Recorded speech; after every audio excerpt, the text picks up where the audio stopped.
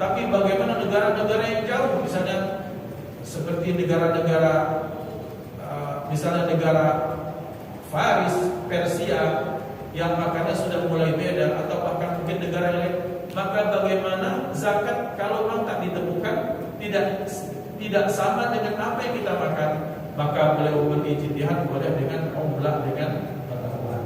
Maka Allah. Jadi ini perbedaan ternyata ketika kita lihat ada ulama yang mengkhususkan diri beliau untuk mengajar takbir saja, itu barokah untuk umat. Tapi kita bersyukur nanti akan ada ulama yang masuk ke dunia bisnis, bersyukur karena orang-orang yang masuk ke satu tempat, maka mereka punya pandangan yang tak diketahui oleh orang luar. Mungkin bisa dipahami maksud saya.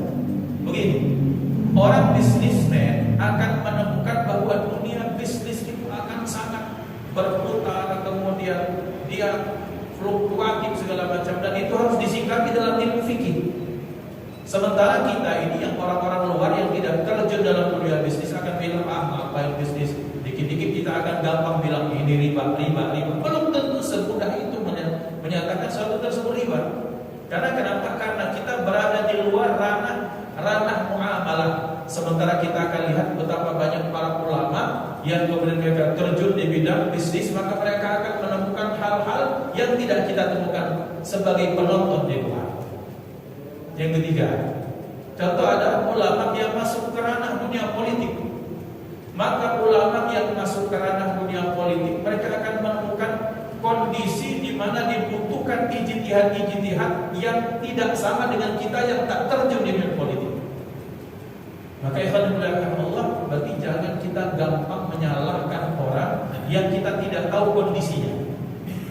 Jangan gampang kira-kira kita ini mengukur dalamnya samudra dengan galah kita, bulu kita itu yang cuma 2 depo, yang 2 depas saja, 2 hasta saja. Maka berarti kita harus melihat perbedaan ulama-ulama sebagai bagian dari rahmat untuk umat. Nah, contoh seperti ini, bahwa Muhammad Ibnul Munkadir rahimahullah itu beliau juga sama dengan tadi Syekh Yunus tadi, beliau punya dagangan pakaian yang kemudian pun kasusnya sama, beliau perintahkan kepada kepada bujangnya beliau, pembantunya, ini 10 dirham, ini 5 dirham. Tahu-taunya tiba-tiba ada orang yang datang membeli. Dalam riwayat di sini Arabi, tapi dalam riwayat yang kami baca yang lain itu adalah orang Yahudi. Bahkan Muhammad Ibn Munkadir ini kemudian ketika itu beliau ada urusan, diserahkan kepada bujangnya ini, kepada khadimnya, kepada pembantunya, yang ternyata yang 5 dirham dijual seharga 10 dirham. Nah, ini kemudian beliau cari sampai ketemu dengan orang Arabi, orang Arab Badui ini.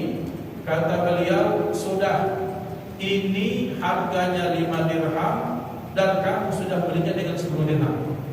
Maka berarti pilihannya 3. Pilihannya, ini yang kamu beli 5 dirham, aku ganti dengan yang 10. Kemudian yang kedua, atau ini yang 5 dirham, maka aku kembalikan yang 10. Apa namanya itu? Sosokannya, susupnya, sosok. Yang ketiga, kalau ini ada 1 liner dari aku. Ini pakaiannya, aku ambil, ini fulusnya kamu. Gak usah kita berbisnis. Maka pilihan 3 pilihan ini terserah kepada Anda. Anda pilih yang mana?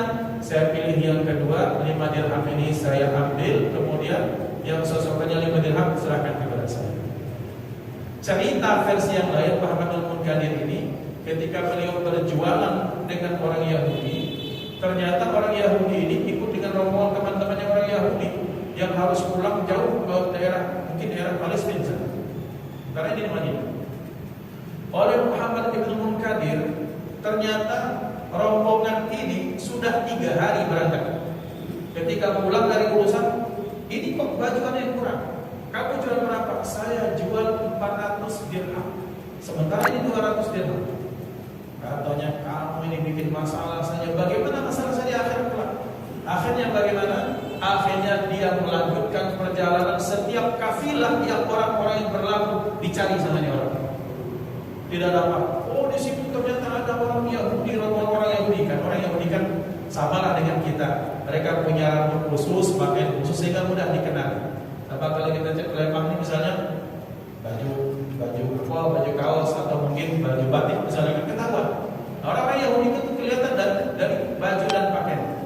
Setelah Usun punya Usun 3 hari bertemu dengan rombongan ini. Wahai Tuhan, adakah kemarin yang belanja di toko, misalnya toko merek Barokah misalnya, Nabawi Store misalnya. Oh ya, saya belanja di situ. Oke, harganya berapa? 400. Ketahuilah itu barang 200. Dan aku sudah menetapkan itu 200, berarti aku punya hutang kepadamu untuk mengembalikan. Oh tidak apa-apa Tuhan, kata Yahudi. Ini saya bisa jual lebih mahal lagi dari sekarang di kampung saya.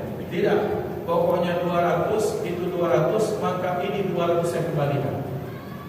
Tuhan, ini Anda ini dari mana? Saya pemilik toko dan 3 hari 3 malam saya menjayanya. Mau menemukan. Kemudian terjadi hewan, dia bertanya Yahudi heran, apakah seperti itu ajaran Islam? Benar, kata dia. Kalau begitu itu ajaran kalian, maka persaksikan asyhadu an la ilaha illallah wa asyhadu anna Muhammadar Rasulullah. Selamat masuk Islam. Bi barakah amanah Muhammad ibn Karim. Sementara barokah yang tadi yang Arabi tadi ceritanya lain lagi. Ketika ditanya siapakah Tuhan, saya adalah Muhammad ibn Munkadir. Setelah Muhammad ibn Munkadir sudah pulang, kenapa kamu kaget? Kalau di kampung kami terjadi wabah kekeringan yang lama, kami tawassul kepada Allah, minta kepada Allah dengan hak kewalian Muhammad ibn Munkadir dan turunlah hujan di kampung kami. Jadi dia ini berurusan dengan orang yang mereka selama ini bertawassul dan tidak kenal dengan orangnya. Dan ternyata itu pedagang. Maka ikhwan dimudahkan Allah, betapa luar biasanya pelajaran dari hal ini. Pertama, bahwa seperti yang Al-Fakir sampaikan tadi, bahwa apapun kondisi umat ini, itu menjadi pelengkap satu sama lain. Ada yang pedagang, ada yang pembeli, ada yang pejabat, ada yang rakyat, ada yang bisnismen, ada yang biasa. Selama itu dalam ranah yang tidak diharamkan dalam syariat Islam, dan selama itu ditopang dengan keimanan dan amanah, itu akan jadi kebaikan untuk semua. Saling melengkapi. Ada ulama yang mengajar di dunia dakwah seperti Syekh Kiai Haji Ali Al-Thayyib yang besok akan kita hauli. Besok beliau diaturi datang sama sekali. Juga malam ini akan ada khatam Al-Quran ya Ustaz, untuk beliau ba'da al-isya nanti diaturi juga. Sampai itu kita akan ada ziarah bulanan di Kamal Koci. Pilihan ada pada kita. Karena kebaikan itu abwabil khair katsir. Pintu kebaikan itu banyak. Pintu kebaikan itu ada di masjid ketika kita taklim seperti itu. Tapi pintu kebaikan itu ada di pasar sana. Ada orang-orang yang mungkin hanya mendengar, menikmati dari suara toa masjid. Kenapa? Karena harus ada perut-perut yang harus diisi makanan dalam setiap hari. Jadi jangan dikira bahwa ini orang dari majelis langsung ini ahli neraka. Disitulah penyakitnya kita. Penyakit orang saleh yang sering dikipas-kipasi oleh awal iblis adalah apa? Menganggap bahwa kalau orang tak sesoleh kita seperti saat ini, maka itu orang yang mungkin bukan orang baik. Padahal kebaikan, pintu kebaikan itu sangat banyak. Pintu kebaikan sangat banyak. Bahkan kita tak tahu saat ini, ya ikhwan, ada orang-orang yang ada di misalnya di pintu-pintu penjaga air sedang menjagakan air supaya Sungai Mus ini tidak meluap misalnya. Kita tidak tahu, mungkin sekarang banyak polisi atau siapapun yang menjaga supaya apa? Supaya lalu lintas ini amanannya. Kita tidak tahu mungkin sekarang siapa, betapa banyak ada orang-orang yang sedang masak untuk anak istri kita, mungkin sedang hajat sekarang. Kita tidak tahu sekarang mungkin banyak tukang jaga PLN mengamankan tiang-tiang listrik supaya kita bisa taklim seperti itu, supaya tidak mati. Maka berarti di setiap amal kita yang kita lakukan sekarang ini, saat ini, makanan yang kita makan, pakaian kita pakai, ada jasa dengan berkah perbedaan itu. Maka berarti perbedaan itu satu keniscayaan. Yang menjadi tugas adalah kita melihat perbedaan itu dari sisi kebaikan-kebaikan. Maka itu yang diharapkan dari Rasulullah sallallahu alaihi wasallam.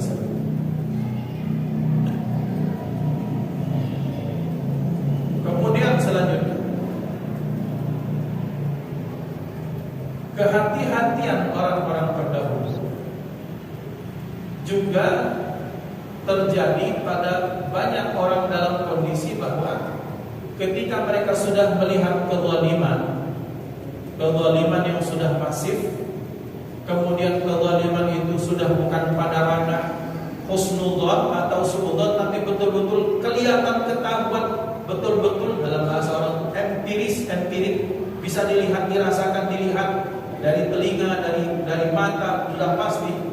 Maka mereka berusaha untuk tidak bersinggungan dengan mereka. Artinya tidak berusaha untuk tidak ketemu, bukan karena sombong, tapi untuk menjaga kehati-hatian. Ini poin-poin yang dapat kami ceritakan di sini. Kemudian selanjutnya, berikutnya poin ke-12. Ini cerita versi dalam kitab yang lain, bahwa cerita ini terjadi kepada ayahnya Al-Imam Asy-Syafi'i. Tapi dalam kitab ini juga berdasarkan kalam Sayyidina Al-Habib Zaid bin Ibrahim bin Ismail, ini terjadi kepada bapaknya Sayyidina Ahmad bin Hanbal. Sayyidina Ahmad bin Hanbal, kita ceritakan beliau orang yang sangat alim, wara', dikatakan oleh Al-Imam Asy-Syafi'i, gurunya beliau, wallah kata beliau, di dalam diri Imam Ahmad bin Hanbal minimal terkumpul 10 bahkan sampai 20 kebaikan-kebaikan yang Allah berikan kepada beliau. Sementara sang murid Imam Ahmad bin Hanbal memuji-muji gurunya, bahkan menyatakan, aku Allah kata beliau dalam salat, tidak pada salat wajib, tidak pada salat sunnah, aku mendoakan guruku Al-Imam Asy-Syafi'i dalam sujudku selama 20 tahun. Antara guru dan murid betapa cinta-mencinta luar biasa. Nah, mengapa Imam Ahmad bin Hanbal yang kita kenal menjadi salah satu mujtahid mutlak? Mujtahid mutlak ini tingkatan tertinggi keilmuan seorang dalam Islam. Kalau sudah mujtahid mutlak judulnya, maka sudah tidak ada yang melebihi lagi. Dan Imam Ahmad bin Hanbal itu, beliau termasuk 4 dari mujtahid mutlak yang ijtihadnya itu terekam sampai sekarang. Zaman dahulu banyak para ulama yang sampai pada derajat mujtahid mutlak, tetapi karena ketiadaan murid, ketiadaan yang mencatat dan mengabadikan ajaran-ajaran mereka, sehingga banyak Imam Sufyan Ats-Tsauri, Imam Auza'i, Imam misalnya Imam Hasan Al-Basri, Imam yang lain-lain itu tidak terekam oleh murid-muridnya. Maka madhab-madhab mereka tidak sampai kepada kita, cuma cerita saja.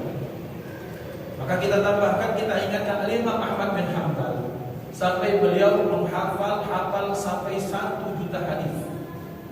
1 juta hadis, entah dia sahih, entah dia hasan, ataukah dia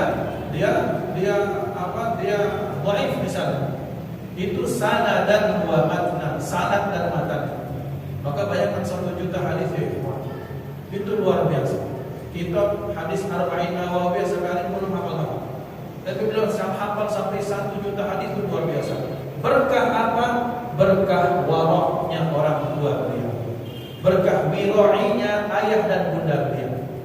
Dalam kitab ini dinyatakan bahwa sebagaimana kisah yang kita kenali, kisah yang terjadi pada ayahnya Imam Syafi'i, kalau dalam riwayat ini terjadi pada ayahnya Imam Ahmad bin Hanbal.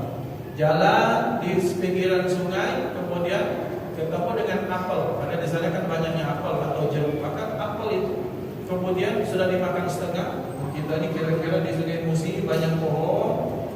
Apel itu kemudian hanyut dimakan setengah. Teringat, ya Allah, saya belum minta izin kepada pemilik pohon apel.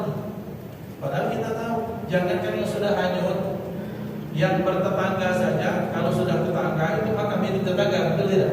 Tetapi beliau ini karena wira'inya, karena kehati-hatian beliau terhadap apa yang masuk ke rongga mulut beliau, rongga perut beliau, maka beliau menyusui dari hilir ke hulu, dapatlah itu kebun. Ya Sayyid, wahai Tuhan, minta izin, minta dihalalkan, minta diridhokan apa yang saya makan. Kamu makan apa? Saya makan apel yang disinyalir itu punya Tuhan. Oh, tidak bisa anak muda. Kalau bahasa orang sekarang, tidak segampang itu bermusuh, kira-kira. Ngaco, ini harus dibayar dengan keikhlasan. Bagaimana caranya menembusnya? 1 tahun ente begawe semua. Ya Allah. Nah, Mau gimana lagi? Ya saya bekerja 1 tahun bekerja. Setelah selesai akad kontrak 1 tahun 360 hari. Wah Iwan, amanah ini udah setahun. Izinkan saya, tolong minta dihalalkan kemarin saya makan. Tidak bisa. Syaratnya yang kedua, kamu harus menikahi anakku. Tapi anakku ini cacat, matanya buta, kemudian telinganya dia tuli, dia punya mulut dia bisu, dan dia punya badan itu tidak sempurna, kakinya lumpuh, tak bisa kemana. Ya Allah, demi halalnya 1 tufah setengah tadi, ayolah kata Bismillah. Akhirnya ketika sudah akad siap malamnya, ini anak dihadirkan. Ketika dihadirkan, dijawab Assalamualaikum, dia jawab Waalaikumsalam. Ketika dibuka, Masya Allah cantiknya minta ampun, matanya tidak buta, hidup, kemudian telinganya tidak tuli. Ketika ditanya, wahai istriku, kenapa? Dibilang ayah andamu seperti itu. Ketahuilah suamiku bahwa mataku tidak pernah dipandang untuk yang diharapkan, telingaku tidak pernah mendengar aib-aib manusia, kemudian kakiku tidak pernah melangkah pada tempat yang diharapkan Allah.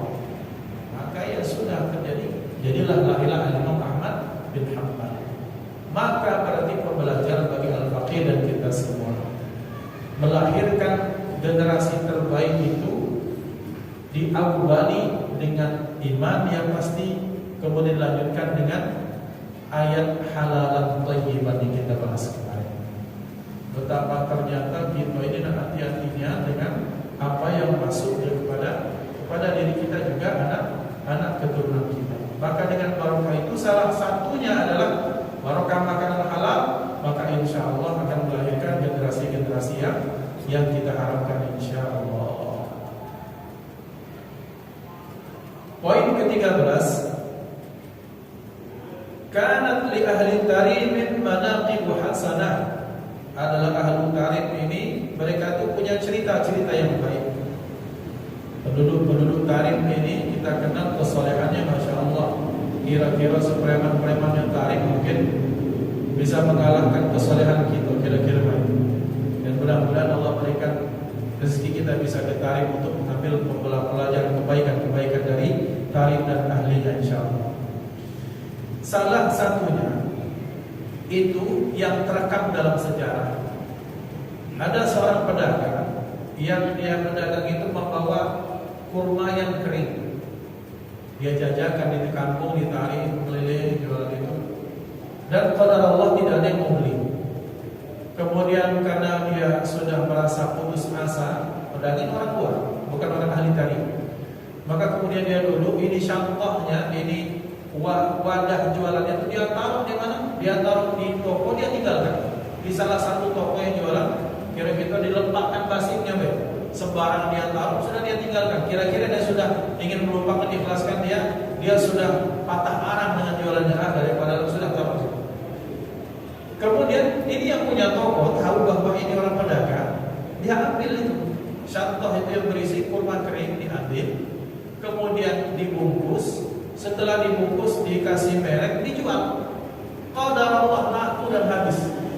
Dari situ kemudian berkeperangan pihak, kemudian ada apa? Ada modalnya, diputarkan lagi dengan barang, dijual lagi, seperti itu.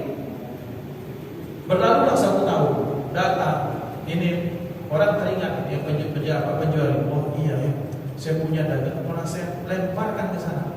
Pak, tak izin. Apakah Anda yang punya toko? Betul. Terus ada nggak, lihat nggak satu karung atau satu syantah dari kurma kering? Ada. Ya. Masuk gudang, itu semua barang punya. Barang itu awalnya kurma kering, saya jual, kemudian keuntungan yang saya putarkan lagi, dan satu gudang ini semuanya milik, ambil sama bapak itu. Ketika sudah jadi punya, sudah diambilnya baik. Wallahu a'lam, satu cerita tuh cika-cika atau bagi hasil atau tidak, Allah. Intinya adalah bahwa ini pedagang ini menjualkan tanpa izin, kemudian tanpa apapun, dengan niat baiknya, dan tidak dimakan sedikit pun yang ada dari hasil tersebut, kemudian dikumpulkan dan dikembalikan pada orang tersebut. Kita jadi teringat cerita bagaimana cerita 3 Ashabul Kahfi, bukan Ashabul Kahfi yang 7 orang, tapi 3 orang saleh yang cerita Hadratul Rasul sallallahu alaihi wasallam. Mereka masuk ke gua gara-gara hujan lebat, tiba-tiba batu yang besar itu bergeser dan menutup gua. Maka akhirnya mereka bagaimana? Akhirnya sudahlah, kita punya bertawasul kepada Allah dengan amal soleh yang Allah ridha kepada kita. Yang satu atau ya Allah, aku bertawasul dengan amal solehku, aku punya orang tua. Yang orang tua itu aku, ya Allah, setiap malam aku berikan susu, kemudian aku jaga, kemudian satu saat ya Allah, ketika mereka tertidur maka susunya aku jaga, jangan sampai mereka terjaga itu aku jaga, itu susu betul-betul jangan sampai tumpah dan jangan sampai mereka tahu. Kalau itu ya Allah menjadi amal yang kau ridhoi, tolong selamatkan kami, geserkan ini batu, bergeser sedikit. Yang kedua ya Allah, saya punya keluarga perempuan yang sangat cantik, aku punya rasa, dia punya rasa. Tapi ketika di dalam kamar sudah melakukan itu, aku teringat inni akhafullah, aku takut Allah, tak jadi. Maka diselamatkan alhamdulillah dengan berkah ya Allah, aku diselamatkan dari sini. Jika itu amalan yang engkau ridhai ya Allah, geserkan itu batu dan izinkan kami keluar. Bergeser, tapi badan belum bisa lewat. Yang ketiga, ya Allah, ada orang yang kemudian dia punya dagangan, kemudian dagangan ini kemudian ditinggalkannya, kemudian aku jualkan itu barang, dapat untung, kemudian untung putarkan lagi sampai temanku itu kemudian bertingkat, dan semua harta yang kulipat gandakan aku jual itu aku kembalikan semua pada orang tersebut. Jika itu amal engkau ridha ya Allah, maka selamatkan kami. Bergeser ini batu besar dan keluarlah mereka. Ikhwan dimudahkan Allah. Berarti ternyata pembelajaran poin dari ini, menjadi wali salah satunya dengan cara berdagang. Dagang dengan cara yang jujur. Ilmu fikihnya pasti dan sangat jelas. Dikatakan Sayyidina Umar bin Khattab, beliau menyatakan, barang siapa yang tak paham dengan ilmu fikih, terutama tentang perdagangan, baik dia itu pembeli maupun pedagang, maka jangan masuk pasar Madinah kami. Kami takut nanti laknat Allah diturunkan kepada semua. Kata beliau, intinya adalah pembeli punya ilmu tentang ilmu perdagangan fikih, tentang muamalah, penjual apalagi harus paham tentang ilmu muamalah, supaya tidak ada syubhat dan haramnya, supaya disitulah pintu pertama kita untuk masuk bab wirainya. Kemudian selanjutnya, ruwiya, diriwayatkan, anak ukhta Bishrin al-Hafi, bahwasanya saudari perempuan Bishr al-Hafi. Bishr al-Hafi yang kita ceritakan beberapa pekan yang lalu. Bishr al-Hafi ini Bishr yang tidak pakai apa? Tidak pakai alas kaki, menunjukkan lambang pertaubatan beliau kepada Allah Subhanahu wa taala. Yang karamahnya adalah ketika dia sudah bertaubat dan kemudian dia melepaskan alas kaki, tak pernah pakai alas kaki, wala sandal wala sepatu. Karamahnya adalah setiap hewan itu tidak berak sembarangan di mana? Di kota Basrah. Kenapa? Menghormati Bishr al-Hafi. Nah, satu saat saudari perempuan Bishr al-Hafi ini datang kepada Imam Ahmad bin Hanbal. Kemudian minta fatwa, ya Imam, wahai Imam, kami, keluarga kami ini, terutama saya, katanya, nagzib. Kami ini, pekerjaan kami ini cari nafkahnya dengan kami memintal benang. Kita ini bikin kain songket. Kami ini kan tinggal di soto. Ketika kami memintal benang itu lokasinya di atas soto. Orang Arab itu kan karena jarang hujan ya Tuhan, maka rumahnya nggak kita bagi genteng, tapi rata. Dan di situ mereka kadang-kadang kalau musim panas mereka makan-makan, mereka kumpul-kumpul. Nah ini kami, katanya, kami itu memintal benang di atas soto. Satu saat datang, maaf, katanya, rombongan pemerintah di zaman itu, bawa lampu.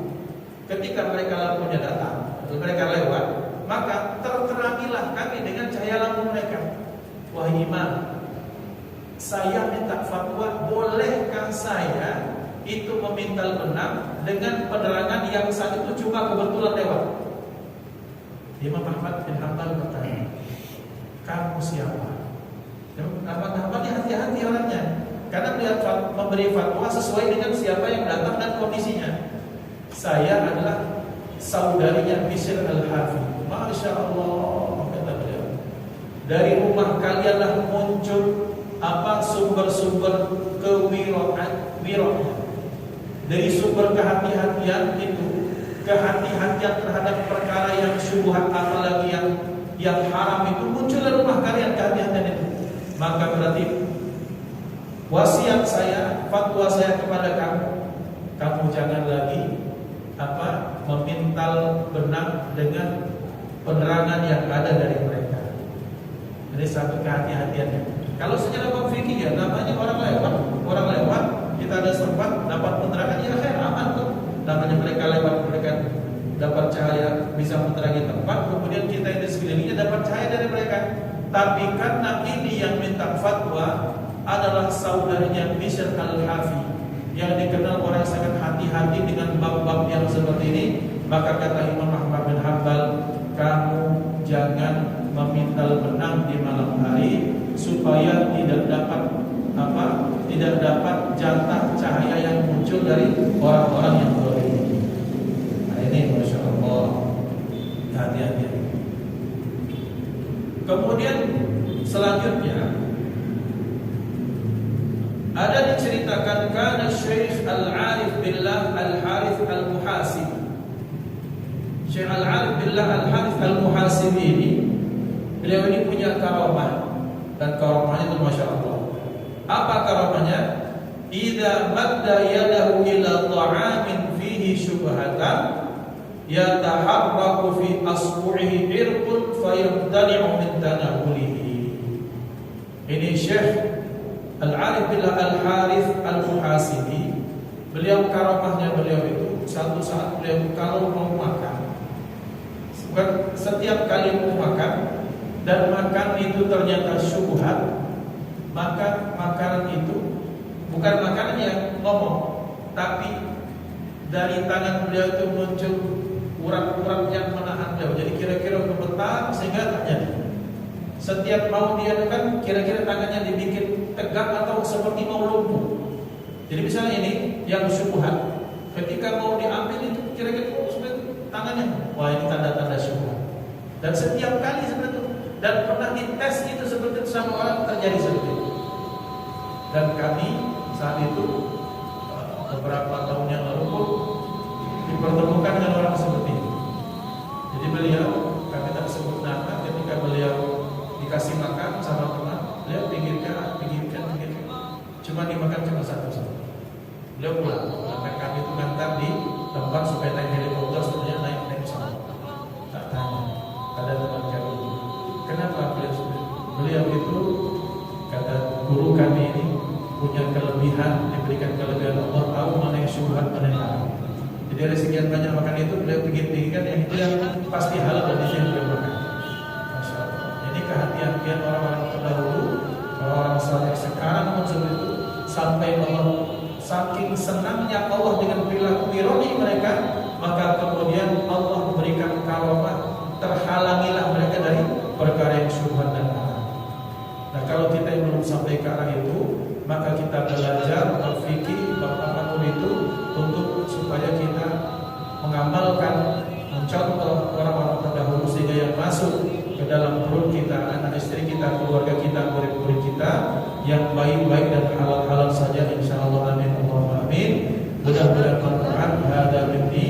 Mari kita tutup dalam akhir majlis. Ya Rabbana ta'arafna bi annana qadtarafna wa annana asrafna ala ma ashrafna fatub alaina tawbah tawsil li kulli hawbah wa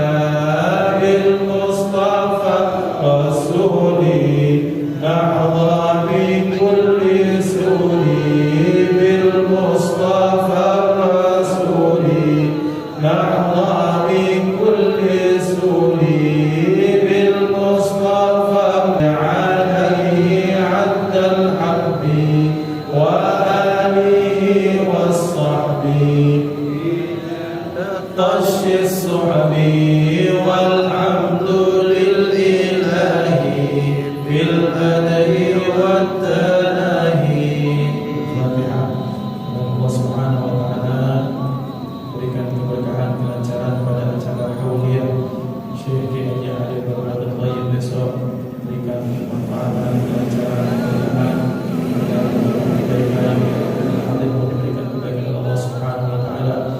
Mudah-mudahan kita mendapatkan kebaikan manfaat dari acara ini ala dunia wa ala salih jami'a syamil nafi' khairat dunya wa akhirah wa ala hadrat Nabi Mustafa Muhammad sallallahu alaihi wasallam. Al-Fatihah.